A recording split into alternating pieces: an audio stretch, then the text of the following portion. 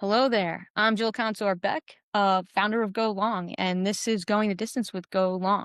Go Long is an accountability coaching service that works via text, so that this way you don't need another meeting on your calendar to help you feel more accountable for what you need to do. You just get a daily nudge that helps point you in the right direction and gives you that situational support you need so that you can live your best life. With that, I'm here with Nadia Ahrens, who is a psychotherapist, and she has a really compelling story to share on top of the work that she does. With that, Nadia, welcome to the show. Hi, Jill. So good to be here. So, why don't you tell us a little bit about how we got here? How did you get here?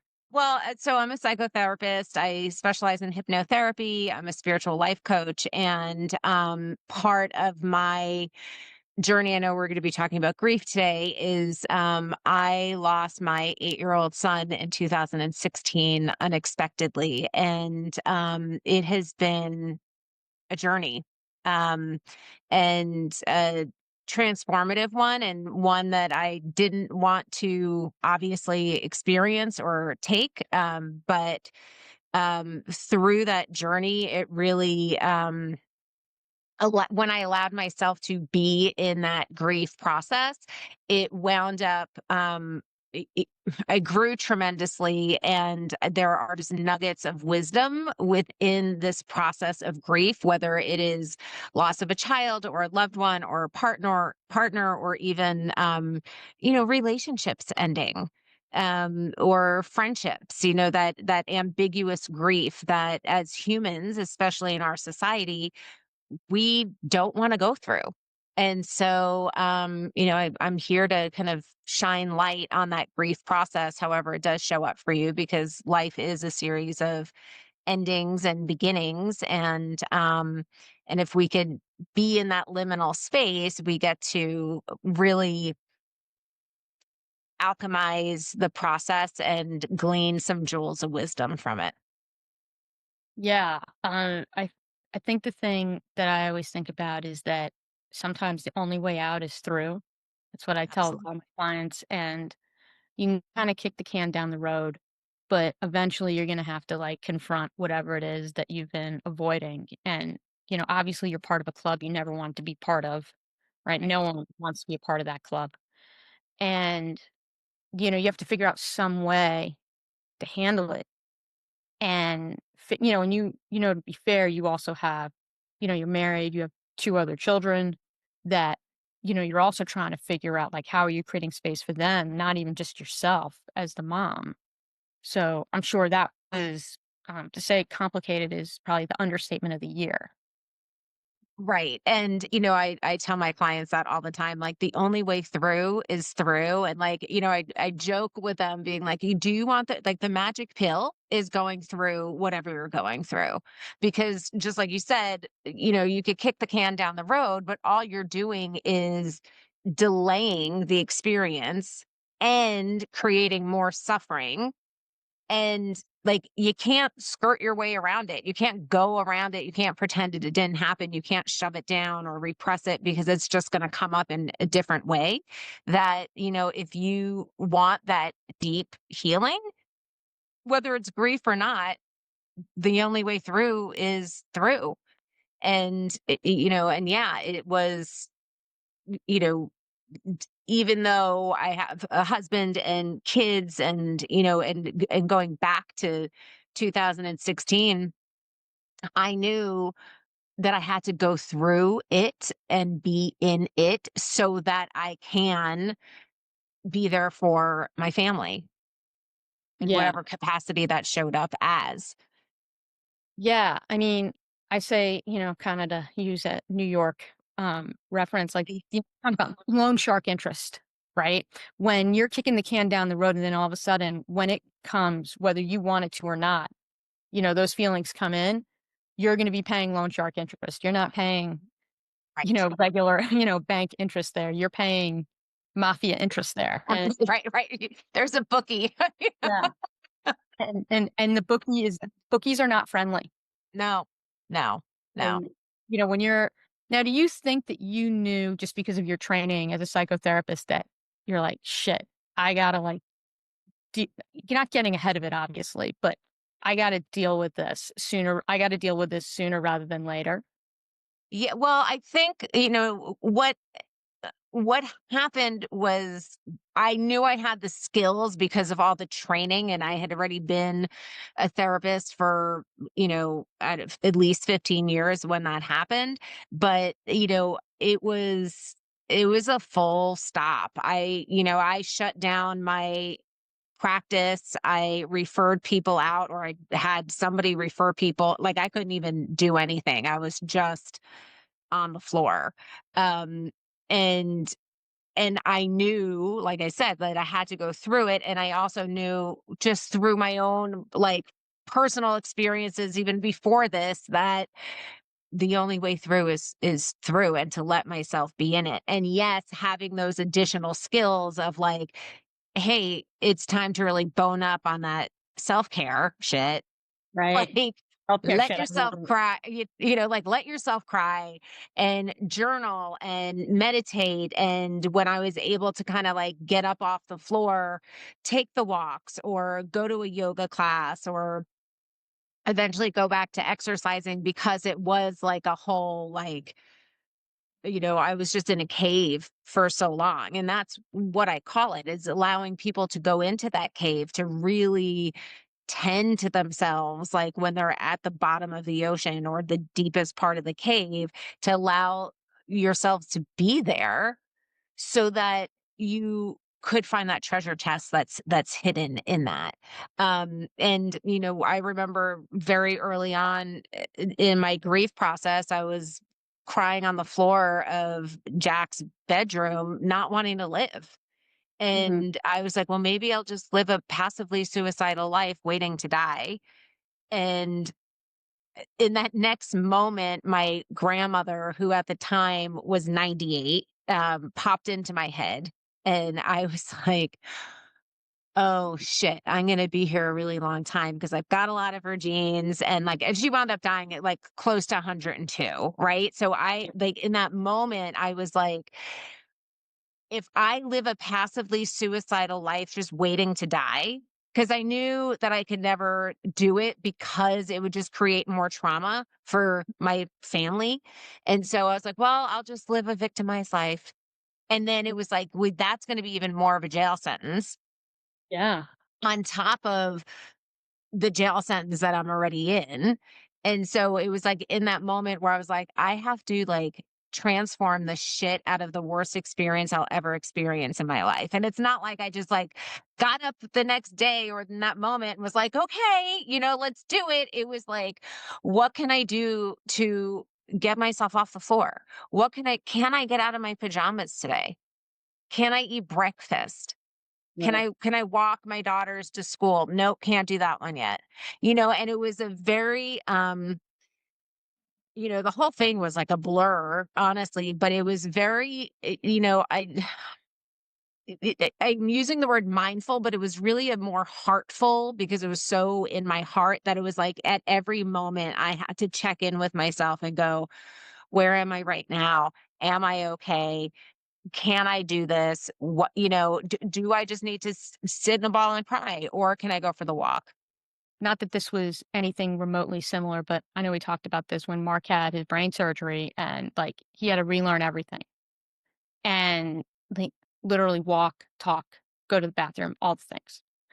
And I think that I was following just my instincts at that point in terms of what I needed. So maybe not heartful, but I was just like I was heavy duty into CrossFit at that point, like super duper into CrossFit. And I'm like, no, that is not what I need. Because what I felt like I needed is that I didn't want to talk to people.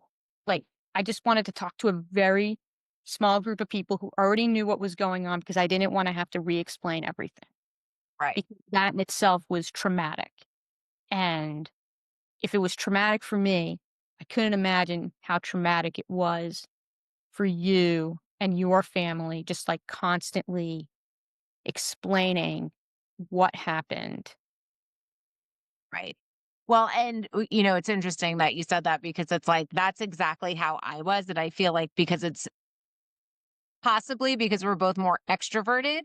And Yeah. it was just like the last thing I wanted was to be around anyone. I was like, I don't want to be around anyone. And then Rob, conversely, who's more introverted, needed to be around people.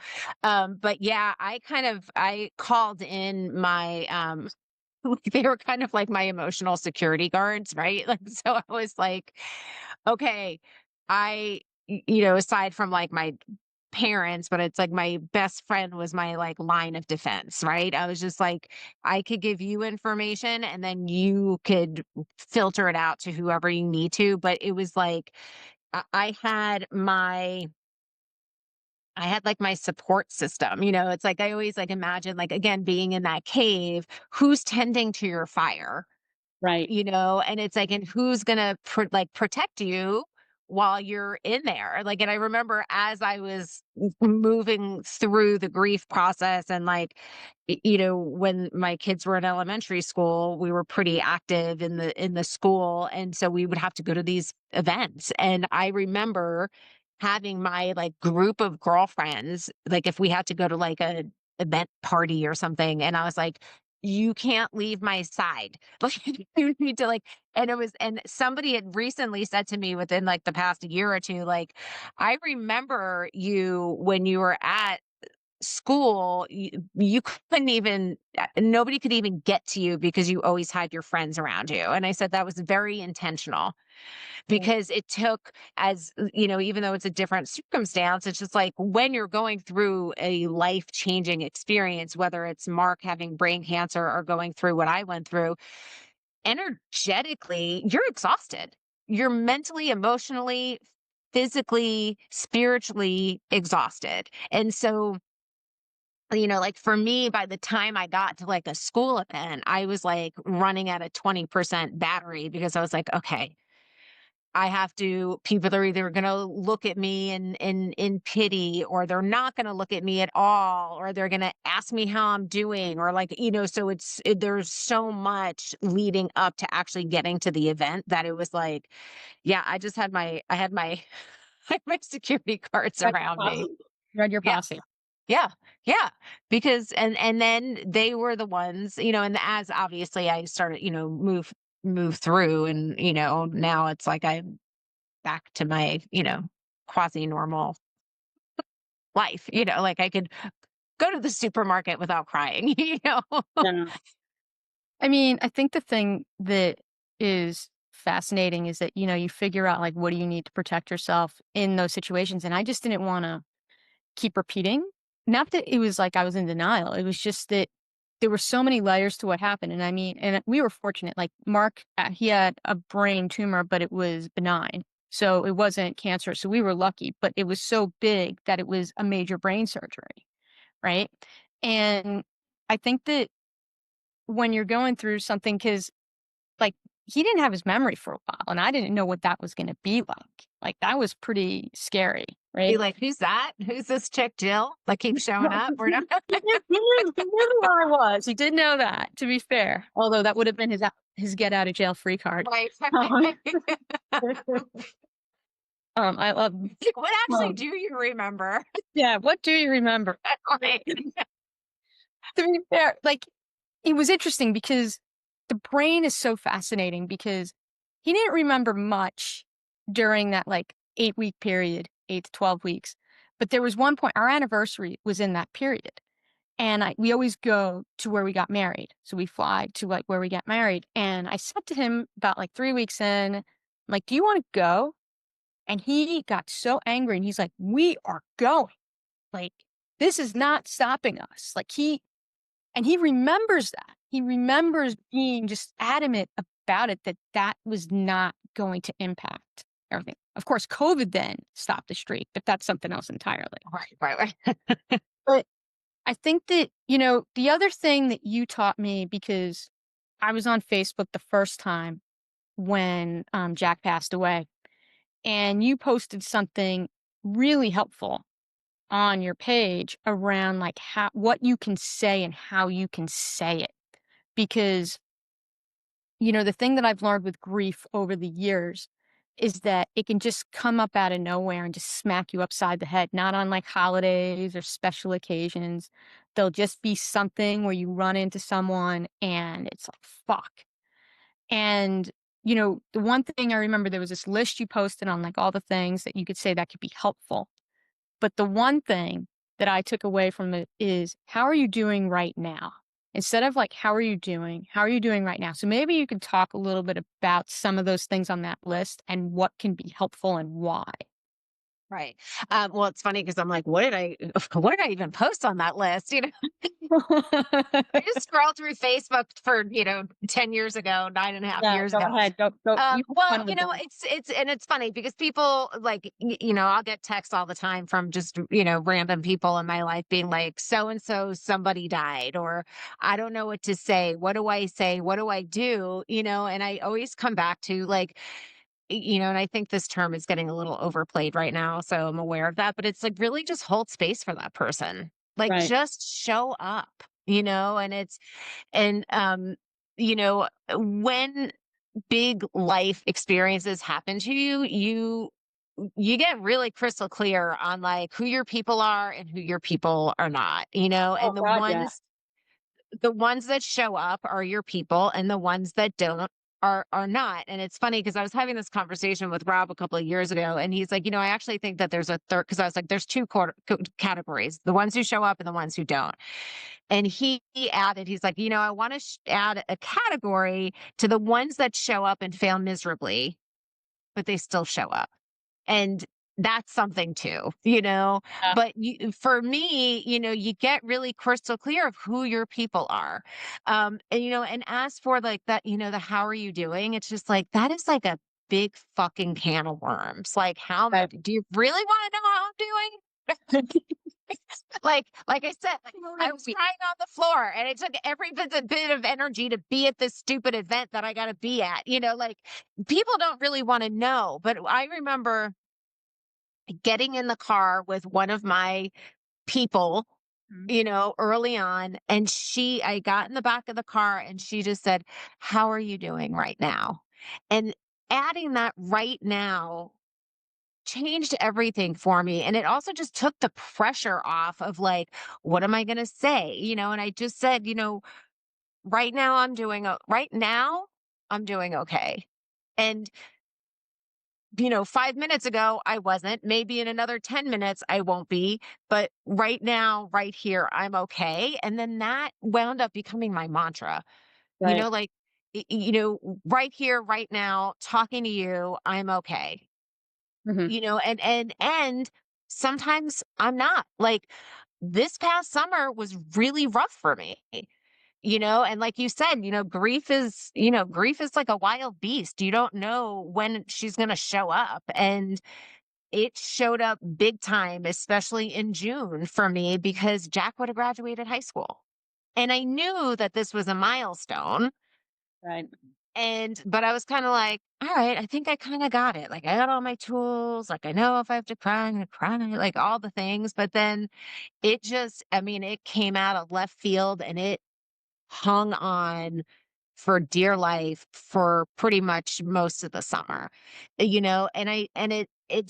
just get sideswiped by it because you don't know when it's going to show up. And so it's also being able to say, you know what, I'm not okay right now, or I'm having a really hard time. So thank you for the invite, but I'm just going to, whatever, stay home, or whatever that is for you. But it is really about checking in with yourself and going, huh, how am I right now? Yeah, I mean, one of the things that I think I've always known is that, you always extend the invitation.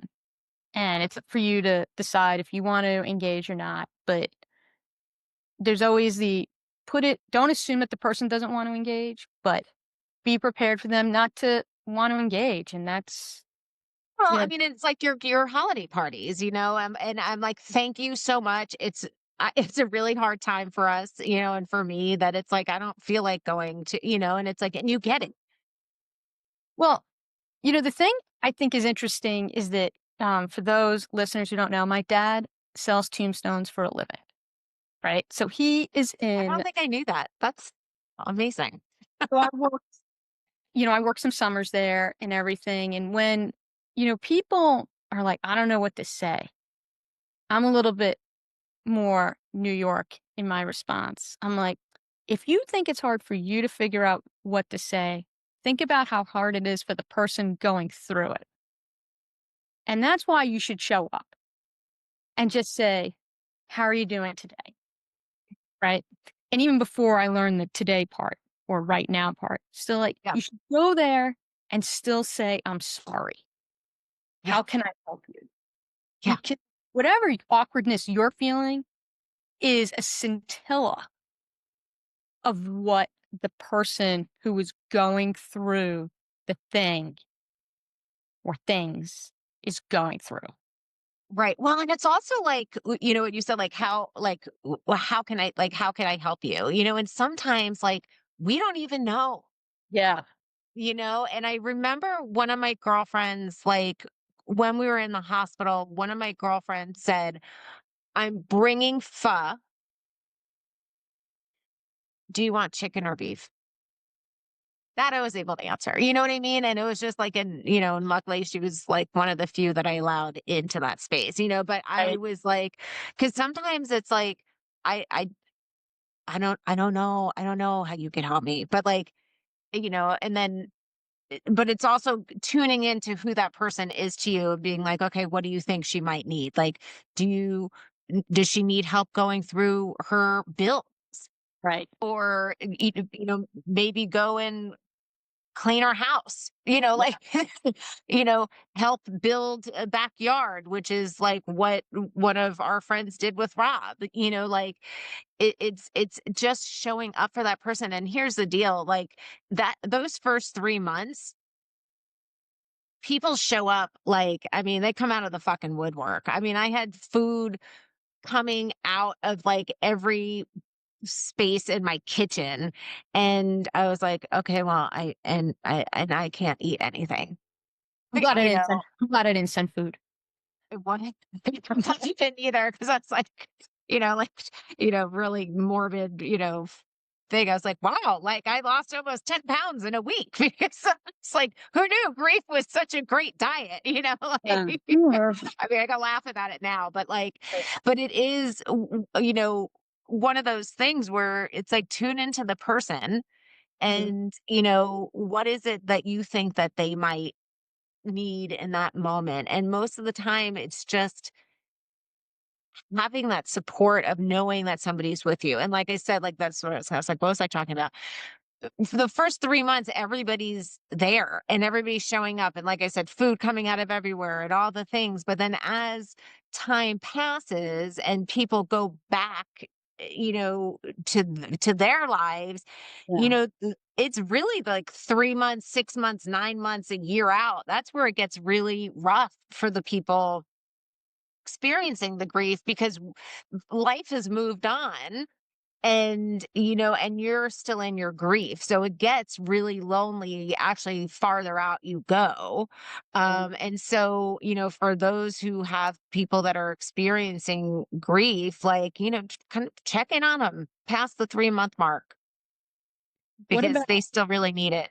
yeah, there's, unfortunately, a number of my clients who have had recent losses of spouses and, children. And in terms of, so I try and check up on them and everything, and they're clients, so I do talk to them. But I mean, I try and just also personally, kind of like, hey, what's going on right now? But for anyone else who might be listening, if someone is going through this, right? So there's the, okay, if you have a friend or a loved one going through this, here's what you can do. But in terms of the person going in the storm right now, right? The only way through is through. Is there something more tactical that, you can offer? Obviously, this isn't like meant to be medical advice, right? This is not Right. like a patient provider relationship thing. But if there's one thing that you can offer to someone, and if there's more than one, that's fine. But something where it's like, hey, maybe this is something that might ground them a little bit. Well, and it's one of those things that, yes, there is. Like, one, let yourself feel it. Let yourself cry. Like, tears are healing. Like our tears are like a biochemical release to help balance your nervous system. That's why we cry, to help balance your nervous system. So, one, cry, two, find your people. And that also comes with like, find out who are the ones that you could like cry to. Mhm. Find the ones that are more kind of tactical and practical. Like, can you help me do this? Because I don't know how. Like if you lost your husband and he was the financial person and you don't know about finances and you have somebody that could help you with that, like, or at least have like a referral, like, know that that person is going to be different to the person that you cry with. Yeah. If you need a break from being in this grief stew, like, who's somebody that you could go out with and Right. get distracted. I remember I had a client where she wasn't going through grief, but she was going through a tremendous experience with her daughter. And she was like, "Is it okay if I just check out and watch Game of Thrones?" And I was like, "Yes, and you know, you have to be doing the other work too." I was like, I was like, I was watching 30 Rock and The Bachelor, like just to like Yeah. check the fuck out and be like, I can't be in this right now.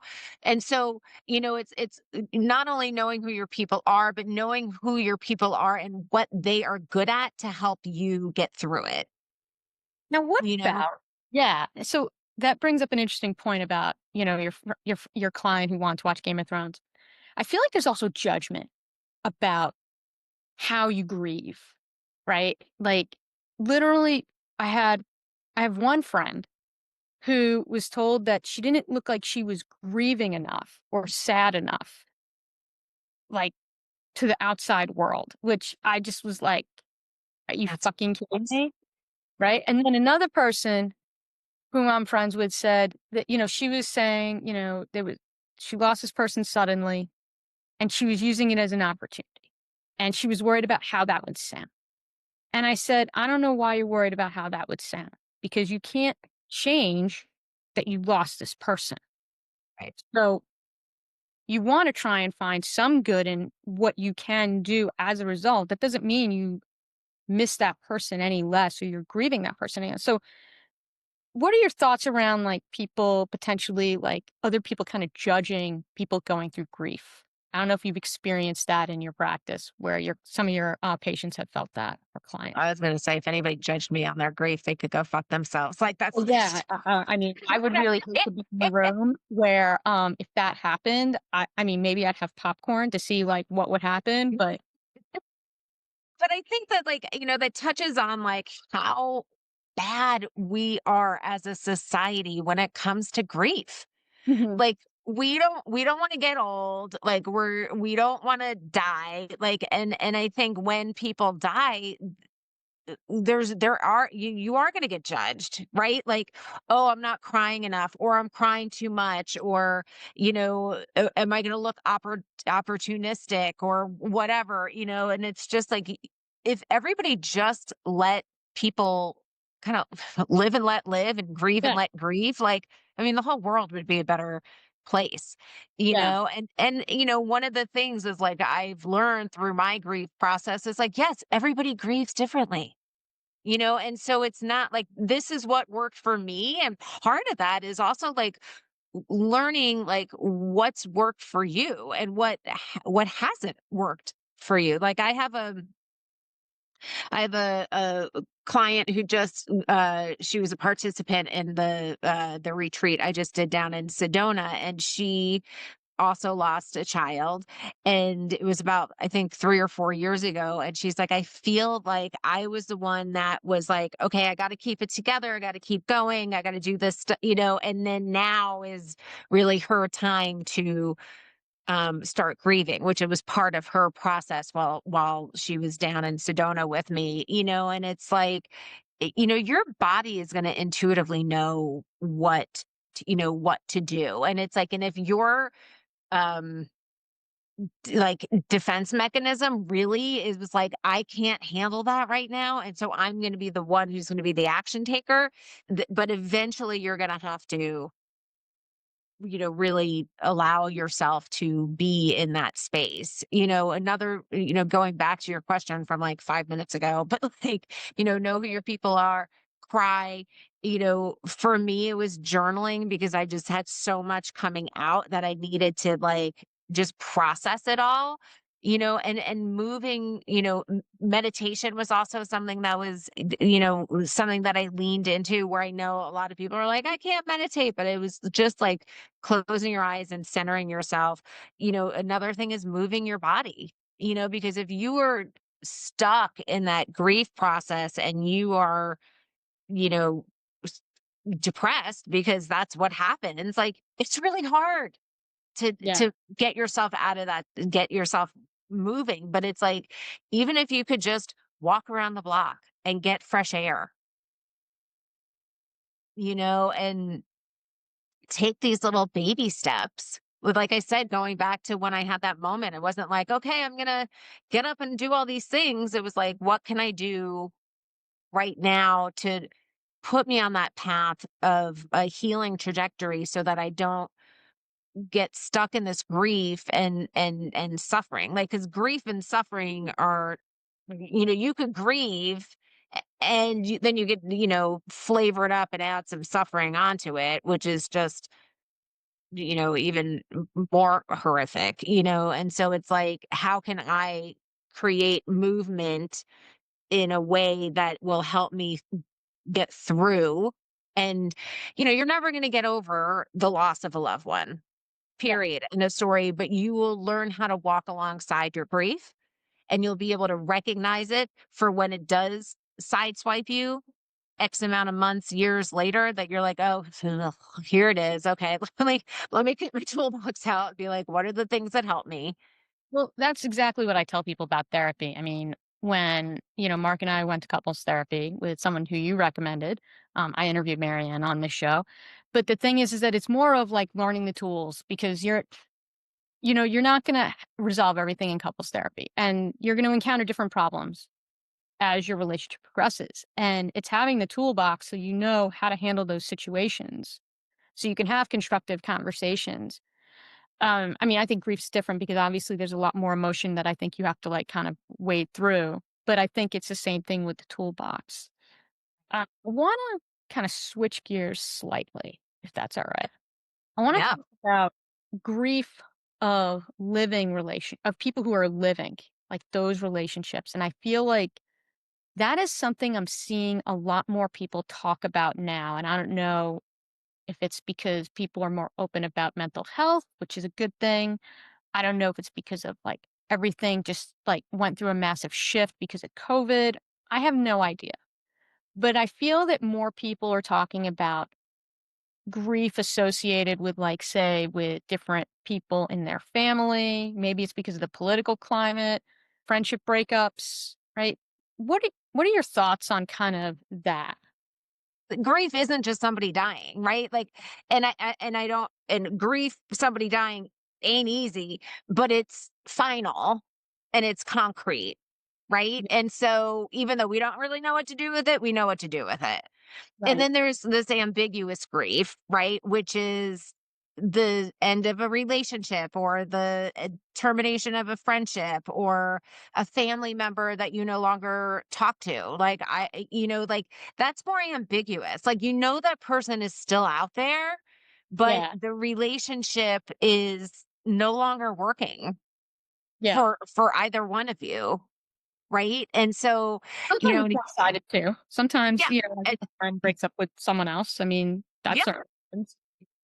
I mean, like, I always used to joke, it's like, oh, I had the world's worst breakup. And that gave me the tools to kind of go. I mean, now it's a joke compared to what I went through with Jack, but I was like, oh, I Right. could use some of these tools that I used in that one, but there is that ambiguous grief of like, what do I do with these feelings I have that are that's just grief. It's sadness. It's, even whether it's one-sided or both of you, it's still a sadness of an ending of a relationship that was important. Yeah. And in that space, it is also important to really kind of recognize it and allow yourself to be sad and to be angry and to, have all the feelings about it.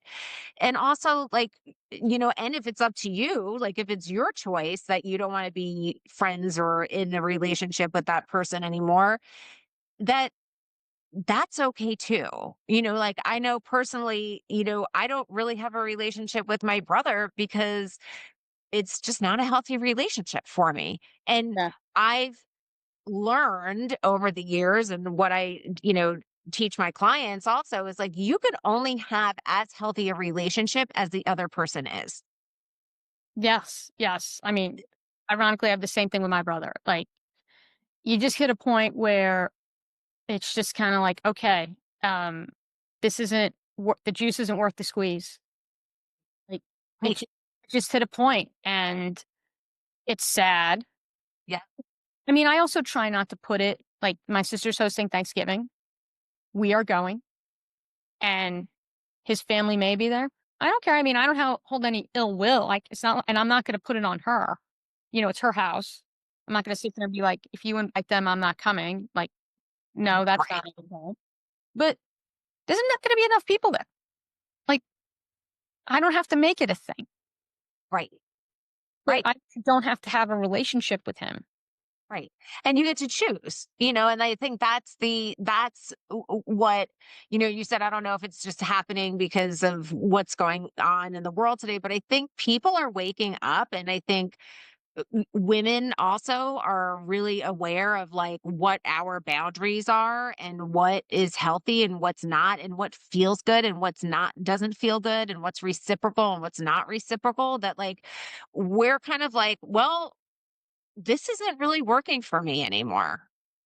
Yeah. And it's okay to end a relationship or just be like, okay, I could be cordial to you during Thanksgiving, but that doesn't mean that I want to invite you back into my life. Yeah. Yeah. I think that people are more aware of it, now, and I think that it's also people are talking about it more. But I think the term boundaries is, is something that has come a lot more into, today's world, and people are talking about it more, and they're figuring out how to establish those boundaries. So now people are establishing boundaries, not necessarily by saying like, "No, I can't take that on," but it's more of like, "This relationship isn't what I need at this point in time." Right. Right.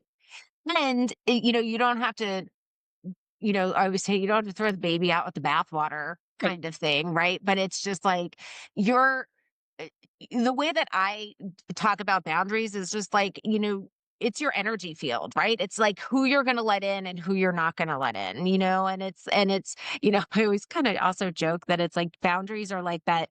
Like, remember that childhood, and I know you do, um, playground saying, I'm rubber, you're glue, whatever I Yeah, say bounces off of me and sticks to you. Like, yeah, yeah, of course. whoever that kid was a boundaries genius, right? Right. So it's like learning who and what you're letting in, and who and what you're not. And your boundaries are meant to be pliable and flexible.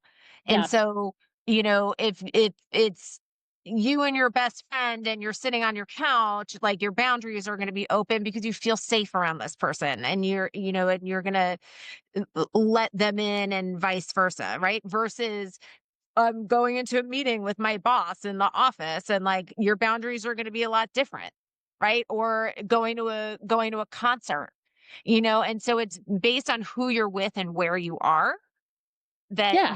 your boundaries are going to be more open or more closed, and so I actually have a meditation on my website that is a really good, it's like a self hypnosis meditation about like We're gonna we're gonna link learning it. about your boundaries. Yeah, we'll uh link the website. Okay, great. But it really is tuning into like, what is it that I need? Because so many people, especially women, have trouble saying no. And when you're saying yes to everything, you're like an energetic garbage dump, right? Yeah. So it's like, taking that time to be like, okay, actually, do I want to help this person move? Or do I really want to go to a football game that I don't really give a shit about? Like, and so like being able to like take that breather and be like, what is it that I want? And that also includes these friendships or these relationships. Are they serving me anymore? Am I getting what I need out of them? Are they getting what they need out of their relationship with me? And Yeah. maybe they no, and maybe it's like, okay, maybe we were just friends for a season or a couple of decades or whatever, and knowing that and this, I believe that like every single relationship you have is sole purposed. Like there's a reason, that me and you are from New York and we live a block away from each other, whatever that reason is, right? There's Yeah. always something to learn, even the ones that like, and especially the ones that don't work out. Not why did this happen to me, but why did this happen for me?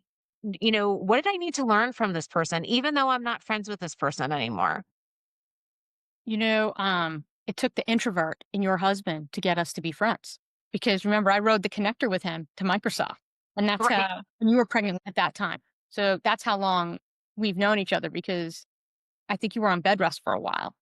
Yes, I was. Yeah. He was like, maybe we should go to Latona Pub. And I'm like, no, you should not do that. You should go home. He probably needed to go to Latona Pub too, He probably did, but I was like, "No, that's not it. No, you need to go home." Um, or I will not be a party to this. I didn't agree with that point, but I was like, "I am not gonna be a party to this." But I think the thing is that you're allowed to have different boundaries for different people. I think that's the other thing where people are like, "Oh, I have to have, like, the same thing," and it's like, no. There's different reasons. There's, like, importance of the relationship. There's might be the history of the relationship. There's all these things that figure into how you establish the boundary, and it's no one's business on what your criteria is for why you're setting the boundary. And I think that that's another thing because women tend to say yes to a lot of things. And I even talked to them about it in the coaching where I asked my Thursday text to everyone tends to be not what are you doing this weekend? How are you recharging this weekend? Right? Because you know this, your weekends could be all errands, all taking the kids to all the things if you wanted it to. You Right. could easily let that dominate your weekend. And I Yes. specifically say, no, not what are you doing this weekend, but how are you finding time to recharge this weekend? Because I think that women in particular do not allocate the time to like sit there and refill the tank. Well, I mean, it's like we are so used to running on empty, Yeah. and that rest is, oh, I'll rest when I'm dead or whatever Yeah. that I'll Oh, I sleep used when to I'm do dead, that. whatever that saying is, Yeah, but I'll it's sleep like when I'm dead. yeah, and it's just like we have to relearn that our nervous system needs rest, especially women. Like I just read this whole thing on like hormones and men and women and energy and a whole bunch of stuff a couple of years ago where the 9 to 5 job was based on the male of our species whose hormones and energy levels run on a 24-hour cycle and that they have the most energy in the morning and that it wanes during the day. And so hence like the 9 to 5 versus women who our hormonal and energy cycle is 28 days. Yeah. And I so gotta get we that book from you. I gotta get that book from you. That's fascinating. remember I gotta figure out where I even learned like found it. Like I think I was like just doing research on like the divine feminine, the divine masculine, and it came up somewhere. But I was like, that is fat and it's true. It's like if you look up the whole hormonal system, like we run on 28 days, right? And so when we um like PMS and, when we have our period, like those are those like fall, winter seasons, right? Those death seasons, if you will, to bring it back to grief, right? Where we need to go within and we don't feel like doing anything and we just need to be like inside ourselves. It's also like when that new moon is happening where it's like the darkest and it's like and then our cycle kind of keeps going, then we get more energy, right? And even, I mean, I know I'm perimenopausal. And it's like really learning and leaning into how much energy do I have today to do the thing, whatever that thing is. I mean, I Yeah. know women who actually base their workload and their social life and all the things on where they are Yeah. in that 28-day cycle. That's a little bit too much for me to Well, do. if it works for them, great. I'm not we're not here to take anything away from anybody. If that works for Right. you, And I think it's amazing. I think great. it's amazing that they do that. I just go, okay, how do I feel today? Well, I think what I tell people is like you need to build buffer in your calendar for when shit goes sideways, whether that's with one of your kids or yourself, right? You need to build buffer in the calendar. Uh, I think the other thing that I've encountered recently, which you and I talked about a little bit, was like, so I recently lost a friend to depression, but this was a friendship that ended in 2006. But she was like my ride or die for 12 years, right? And that, then we weren't. And then we recently reconnected and we talked for like an hour in January. And it was a really nice conversation. Not that like we were going to be, back to where we States were. again. But it was nice to catch up, and it was nice to connect, and she was struggling a little bit. I obviously did not know, not that I could have stopped it, to be fair, right? Like, I know enough now to know that, like, there's no way that could have been stopped. But I'm dealing with this, like, double grief, and I feel like that's also something, like, when I've had loved ones like, have Alzheimer's or, like, dementia, and there's, like, almost like 2 levels of grief, right? When, like, the person they know is gone, and then when they pass away. Yeah, and it's funny because I mean, funny, not funny, but I always say that like grief is really multi-layered. And it's like the human experience. There's like the human experience, like, and going through my own process, it was like, okay, the spiritual part of me understood, right? Like whatever it was, I hate to say meant to be, but it's just like I understood the spiritual component and that would give me solace. But then like the mom part of me was grieving, and it's just multi-layered, right? So it's just like you're grieving the obvious loss of your friend, like the death of your friend, but then also you're also grieving the relationship that you had Yeah. for those ride or die 12 years and how, you know, pretty fucking awesome it must have been, It was right? hysterical and fun, and, like, that's what almost feel like I'm so glad that we had that conversation because it did remind me how much stupid shit and questionable life choices we made because it was that period of our lives, right? So, like, in some ways, I do feel grateful for that conversation. Not in some ways, I do feel grateful for that conversation. And, like, I had grieved the loss of the friendship, but not, like, directly. It was, like, something that just over time kinda just, like, went, right? But then when this happened, it was just like I don't even know how I'm supposed to feel right now. Yeah. I mean, obviously, I felt sadness, for her spouse and for her current close friends, and her parents. Like, I mean, I felt sadness and I felt sad that she felt that way. Yeah. I was and I mean, in some ways, I'm still just kinda, like, working through it, but kind of Yeah. Yeah. I get it. I get it. Cause it's one of those things like, because you're just like, what do I do with this information in a way, right? Where you're just like, okay, we're not close anymore, but we had the connection, and it's still shock because it's just like death is weird, right? Where you're just like, oh, 1 minute I was just talking to her on the phone, and then the next minute she's just gone. Yeah, yeah. And just again, like whether it's my child or her or whoever, like it is a really bizarre concept of like 1 minute you're here and the next minute you're not. And then you're like, where do I even place this? Like I just had like, I think it was probably, I don't know, 6 months ago, maybe I found out that my high school boyfriend died. Mm. and it was not a healthy relationship. I was randomly in the inner circle of the people knowing. I was like, why am I even in it? Like, why am I even in this circle? Like, well, this is weird. And they're like, well, his dad doesn't even know yet. So I was just like, what is happening? It was so like, Jill, it was fucking weird. I'm going to say, but I was Wow, like, that has it to was be a one pretty of high those, bar for weird for you. what? Given how long you've been practicing, that has to be a pretty high bar for it to be weird. But that sounds weird. It was yeah, it was I was like, I don't know why I'm in this text thread. I don't know, but I was just like, it was like I said, it was Sorry. weird. But it was also one of those things where I was like, huh, like he is dead. Interesting. I don't know how I feel about that. And it was like it was just a weird it was just a weird experience that I had to have my own little grief process about it. Being like, okay, in my head again, I'm like, what did I learn from this relationship? And like, thank you for putting me on my trajectory of being where I am today. Like, Right.